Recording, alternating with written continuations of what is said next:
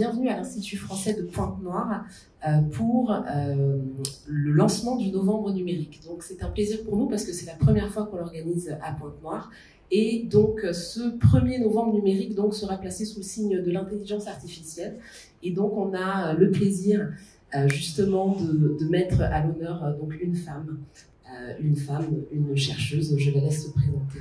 Je m'appelle Banjinga Kosso Mwanda Neitukabeka, mais beaucoup plus connue par mon petit nom qui est Mami.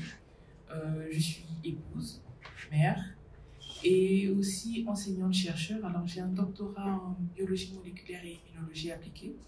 Je suis enseignante et chercheur à la faculté des sciences et techniques de l'université Marien-Ngouabi. Je suis récemment promue au grade de maître assistant CAMES.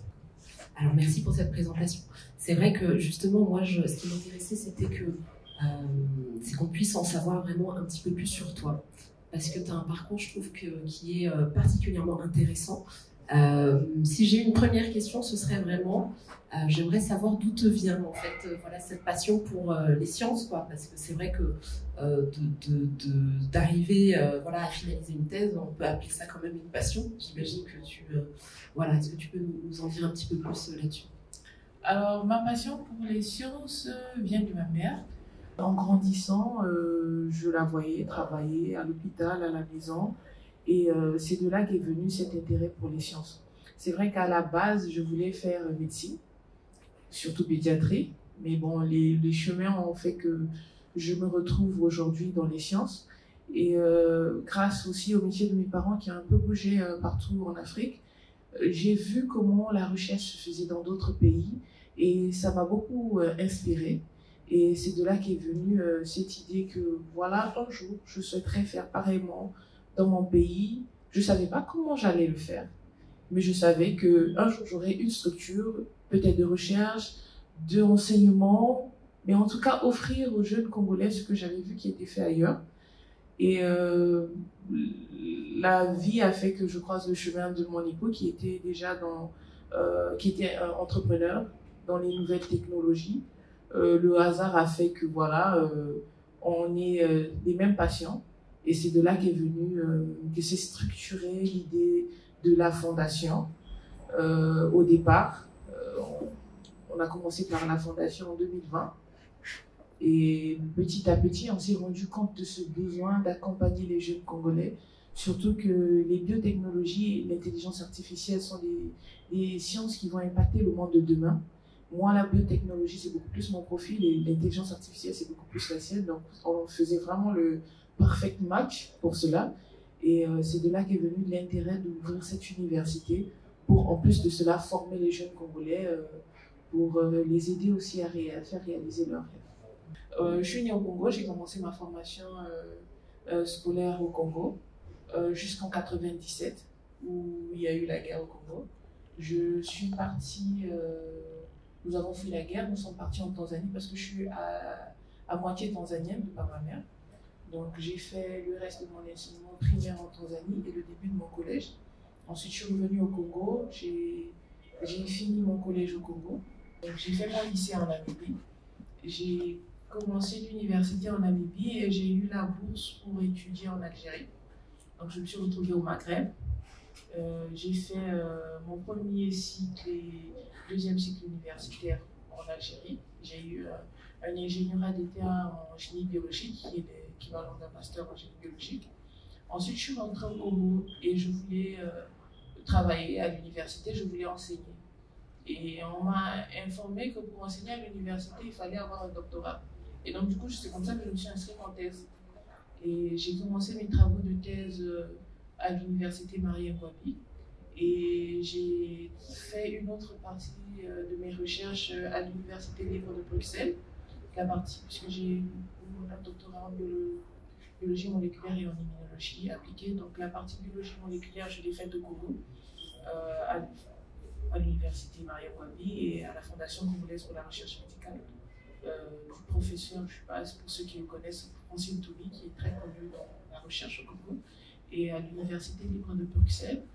Et parallèlement, j'ai aussi une licence en management, puisque je me disais, ouais, je fais les sciences, Mais comme depuis très tôt, je savais qu'un jour j'aurais une structure, je n'avais aucune formation en gestion, en management, donc je faisais ça en cours du soir. Et donc, du coup, j'ai une licence en management et c'est grâce à cette licence que j'ai pu bénéficier de la bourse YALI, Young African Leaders Initiative, qui est une initiative du président Barack Obama pour sponsoriser, accompagner les jeunes talents brillants d'Afrique. Et donc, grâce à cette formation-là, grâce à cette bourse, j'ai eu l'opportunité de bénéficier d'une formation à la Florida University aux États-Unis.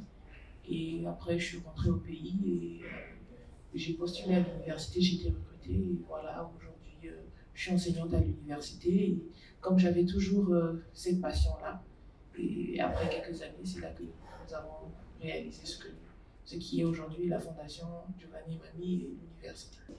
La plus grande difficulté, c'est le financement.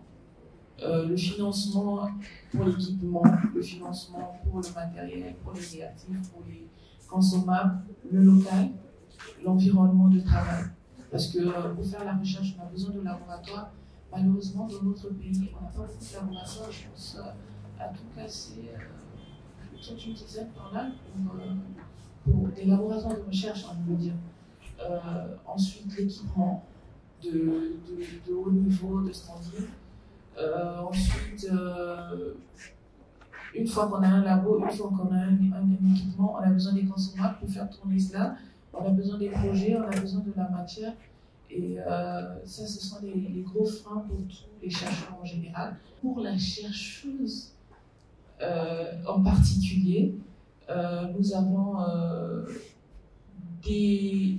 Je ne sais pas si je veux dire un conflit, mais des limites que la société nous met, que nous-mêmes nous mettons. Parce que pour certaines personnes, la place de la femme, ça existe encore, il y a des gens qui croient à ça, la place de la femme, elle est à la maison. La place de la femme, c'est être mère, c'est s'occuper des enfants. Moi, aujourd'hui, je suis épouse, je suis mère, j'ai des enfants à bas âge, mais j'arrive à être épanouie du côté professionnel. Donc, pour certaines personnes, en principe, la place de la femme, c'est à la maison. Pour certaines personnes, les jeunes femmes ne doivent pas faire des longues études. Parce que je me souviens, quand moi je faisais ma thèse, heureusement, mon environnement il était vraiment encourageant, mon environnement immédiat. Mais je croisais des gens qui me disaient, mais écoute, les longues études, c'est pas fait pour les filles. Pourquoi tu perds ton temps? Et tu vas pas te marier. De toutes les façons, les hommes n'aiment pas les femmes intellectuelles. Donc, il y a des personnes qui me disent ça. Après, ça dépend aussi de la personnalité de la personne. Si on se laisse facilement atteindre par tous les préjugés externes, ben, on baisse très vite les bras. Et Dieu merci, moi, je n'ai pas rencontré cela, mais il y a des filles qui ont rencontré dans leur environnement des harcèlements sexuels aussi. Tu veux bénéficier de ce projet, tu dois faire ci. En contrepartie, moi, je n'ai pas connu ça, mais j'ai rencontré des filles qui m'ont avoué que bon, moi, j'ai abandonné parce que on m'a harcelé, parce qu'on m'a forcé à faire ci. Après, elles doivent travailler 2 fois plus dur pour pouvoir s'affirmer parce que la société voit la femme comme le maillon faible. Donc, du coup, quand on doit se créer une place, il faut vraiment s'affirmer. Et après, il y a d'autres contraintes de la nature que seule la femme connaît. Et malheureusement, dans le mois, il y a un certain cycle qui dérange certaines femmes. C'est pas toutes, mais il y a certaines qui sont vraiment indisposées pendant cette période-là, qui sont affaiblies pendant peut-être autour d'une semaine. Donc ça, c'est encore une épreuve en plus. Après, il y a la maternité, oui, qui peut être aussi un challenge. Moi, aujourd'hui, j'ai 2 enfants. Une fille de 2 ans et demi et un garçon qui aura 9 mois demain. Et donc, du coup, quand on passe une journée à l'université avec les étudiants ou bien au laboratoire avec les étudiants, on rentre à la maison, on doit changer de casquette parce qu'il y a les tout petits qui pleurent, qu'il faut bomber et tout ça. Il faut avoir une aide pour pouvoir nous permettre de travailler parce que si tu n'as pas quelqu'un pour te garder les enfants, ben, tu ne peux pas travailler. Et ensuite, tu as fini de t'occuper de tes enfants, après tu portes la casquette de femme. Donc, du coup, ce sont des challenges en plus, mais qui ne devraient pas nous freiner, mais plutôt qui montrent que nous sommes des superwomen parce que nous arrivons à trouver le juste équilibre entre tout ça là, quoi. Voilà. Alors, il faudrait que la femme africaine, justement, trouve sa place, parce qu'elle a toute sa place. La nature, je pense, a été bien faite. On a été créé également en dehors du fait que la femme doit être mère. Mais je pense que la femme, elle a toutes ses capacités comme celle de l'homme. Et elle est aussi intelligente que l'homme, elle est aussi talentueuse que l'homme. Donc, je ne vois pas pourquoi on devrait se poser cette question de la femme devrait avoir sa place. C'est beaucoup plus, en plus de cette place, la femme, elle a d'autres responsabilités. C'est de trouver comment l'accompagner pour pouvoir alléger son programme pour qu'elle puisse s'épanouir au maximum. Mais aujourd'hui, avec Novembre Numérique, on va parler de l'intelligence artificielle. La femme, elle a sa place parce que, juste pour ceux qui ne... Bon, je sais que tout le monde le sait, mais juste pour rappel, les intelligences artificielles, c'est des robots, mais c'est des intelligences qui sont nourries par des hommes. Donc, c'est l'homme qui nourrit ces robots de cette intelligence. Voilà, quand on dit que ce sont des intelligences artificielles. Donc, l'homme nourrit des données à ces machines. Et donc, du coup, je pense que pour avoir une bonne représentation équilibrée, on a besoin que les femmes fassent partie de ces personnes qui sont fournisseuses de ces données pour ces différentes machines, pour avoir un équilibre et aussi pour avoir une bonne vision des choses. Une matière voilà. Autre. Une matière autre pour qu'on puisse avoir un mélange d'informations pour permettre à ces machines d'être aussi représentatives de tout le monde. Alors moi, je dirais à tout le monde de croire en soi et de croire en ses rêves. Moi, je me souviens, quand je suis rentrée au pays, j'ai fait ma thèse. Je crois que... Non, quand je suis rentrée au pays, j'avais 22 ans. J'ai eu mon master à 22 ans. Je suis allée au ministère de la Recherche scientifique et j'ai demandé le service habilité. Et j'ai rencontré le monsieur. Et j'ai dit au monsieur, écoutez, comment on fait pour ouvrir un laboratoire de recherche? Il m'a regardé du genre, j'avais une tête d'une gamine de 22 ans, jean basket, un gros sac à dos.